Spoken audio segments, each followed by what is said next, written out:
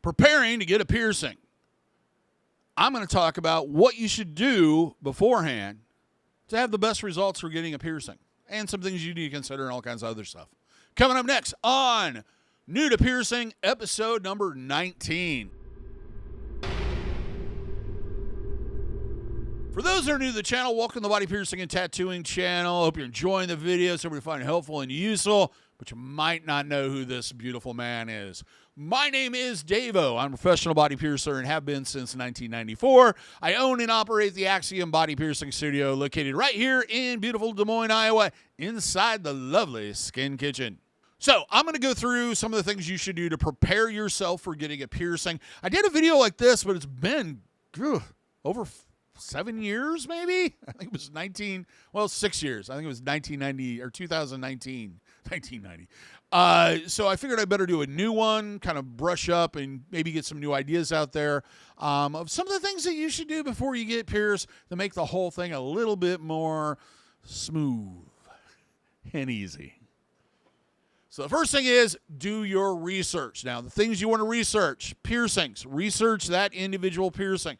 I have plenty of videos on sometimes some of these piercings. I think there's like 5 different videos with different takes on it that cover things like pros and cons, what I would say for a consultation, and all kinds of stuff where you can get a lot of good information. And I'm not the only source. There's plenty of other people on YouTube and on the internet to give you additional information, including the piercer that you're planning on going to. Jewelry. If this is your first piercing and you're not sure about jewelry materials or what types are supposed to work and what, it's a good idea to kind of do a little research and find out what's going to work best. Also, if you have any metal allergies, what biocompatible materials are available and what you should probably look for. Go to your piercing studio and have a consultation before you get the piercing done. I'm happy if I have a few minutes to stop by or for you to stop by or schedule one. Scheduling is always better. And go out and spend 10, 15 minutes talking to you about that piercing and maybe giving you enough information that you can make an educated, well, I will try to give you enough information to make an educated decision. Also answer any questions you may have. And a lot of times that face-to-face is the only time you really remember to ask those questions. So having that consultation beforehand is a good idea. Also gives you a good feel of what the studio is like and what that piercer is like. Are they professional? Are they nice? Are they willing to kind of educate you to the point where you don't want to hear anything more? Or are they really guarded and kind of gruffy and grouchy? You're going to be not only getting the piercing from this person, but you're going to be relying on this person if you have a problem. And you really need to have somebody that you can count on, somebody that really cares and is passionate about piercings. Next thing you want to research is the studio. Studios are very important because they hire the person who's doing the piercing, or the person doing the piercing owns the studio or owns part of it. It's a reflection of the type of business they are and what their perception is of the industry. You can learn a lot, look around, see if the place is clean, see if the people there are friendly. Does it seem like an open place where you feel comfortable? These things you can do beforehand, just kind of stop by and visit. The next one is, does your piercer do a consultation verbally in advance of the piercing? I mean, I already talked about consultation before, but it's important. They should automatically just give you a consultation. You shouldn't have to ask for it. It is something they should cover as soon as they come in contact with you, or if they have an assistant or an apprentice, they may do the consultation before they do the piercing, but somebody should at least give you a basic rundown of the things you should know. Does the piercer give you verbal and written instructions on how to take care of the piercing? You would be surprised how many people in this industry just kind of give you a piece of paper and go, take care of it, bye, and don't go through just the basics of how to clean it properly and etc. It's important that this happens, and like I said, it goes back to that whole thing. The more educated you are as a person getting pierced, as a client, the better the end results are. Because we deal with it for a short period of time. We can do a great job during that period of time, but that time to heal is a lot longer, and there's more possibilities of problems or mistakes happening. And if you don't know better, it's our fault because we didn't tell you. The other thing you want to research is, how will this affect your life? It will affect employment? will affect your activity in sports, hobbies, working out, exercise, etc. Piercings can change lifestyle. They can change your diet for a short period of time, etc. It is usually a temporary thing, but it's a good idea to know this stuff in advance and kind of research it out of how much it's going to affect things so you have a clear understanding of the commitment that you're making. Next thing to consider is, do you plan on going on vacation? Do you have any medical procedures coming up or life events? For example, if you're going to a wedding in Jamaica and the people involved have you dressing this way, and they're not going to really be very happy about you showing up with, canine bites, you might want to consider delaying getting the piercing for a couple different reasons. First off, there's no way to hide the piercings.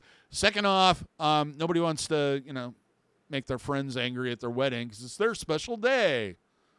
The other thing is you can't swim. You're going to be limited on activities you can do. So it's a good idea to know these things in advance and do your research about that and maybe avoid it until after that stuff. With employment or with vacations, same thing. You don't want to be dealing with a healing piercing while you're on vacation. It's a hassle. You're not going to be able to swim, and you're going to have to be cleaning it on a regular basis.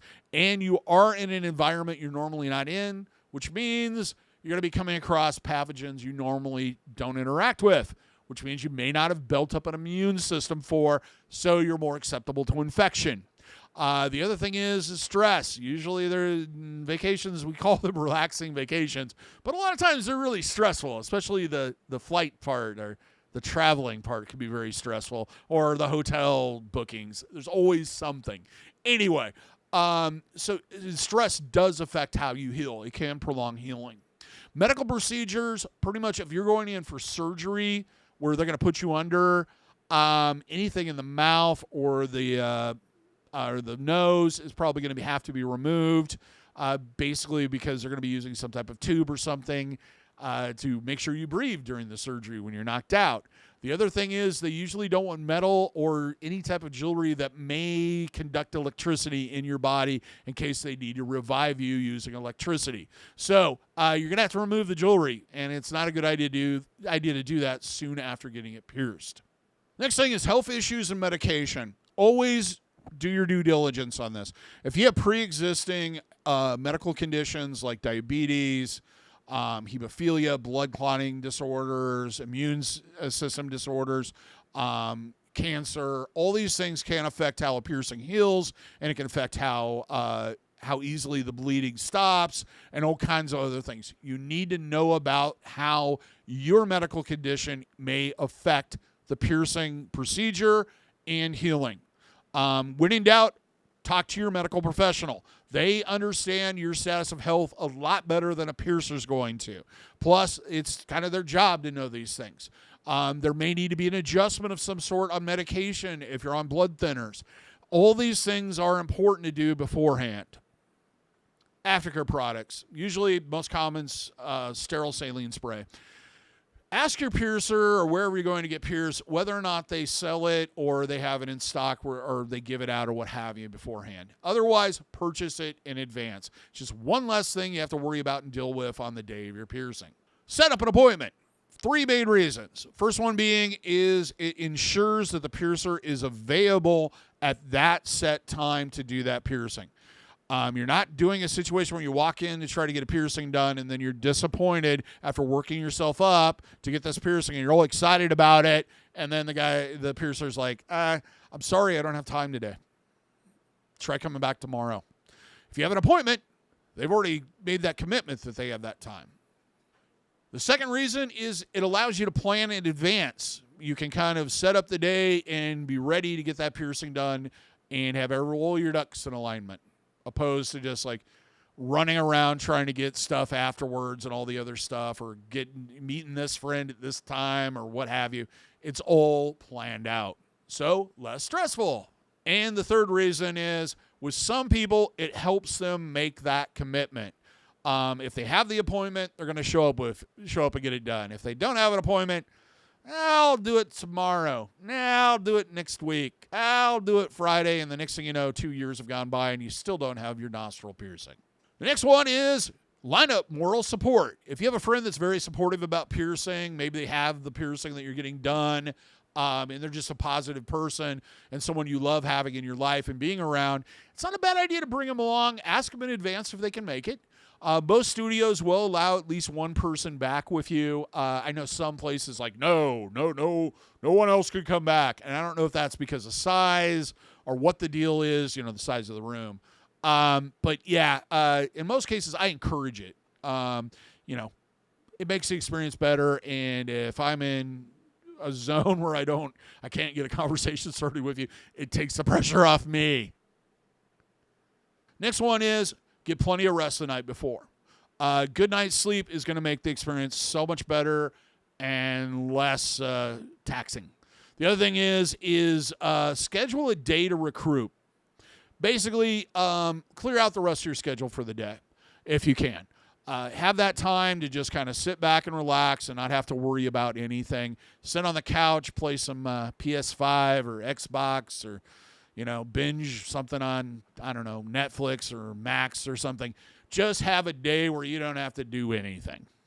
The night before, avoid alcohol and other intoxicants. You don't want to be hungover and get a piercing.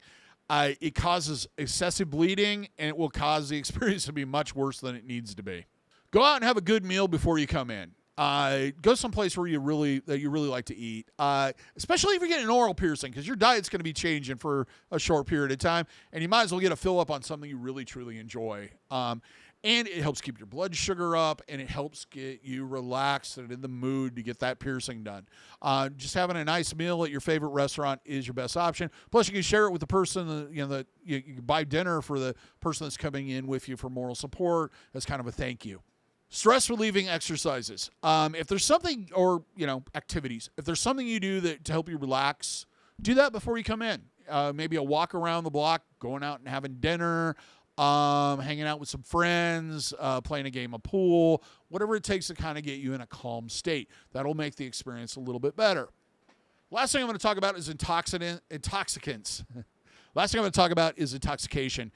You do not want to be intoxicated when you come in to get a piercing done. Not only will you're going to see more bleeding, your anxiety is going to be amplified by the intoxicant, so it's going to make the experience much worse. You're not going to maintain as much information.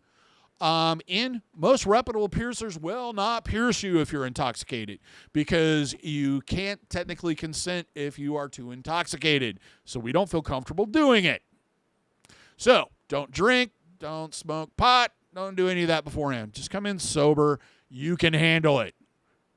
Well, that's it. Do you have any suggestions of things you do kind of a part of your ritual of getting ready to get pierced? Leave a comment and share with others. Till next time, here's hoping that piercings heal with ease and without a single issue. And if you're in the Des Moines, Iowa area, I would love to see if your body piercing needs in the future. Have a good day, everybody. Take care, and we'll see you in that next video.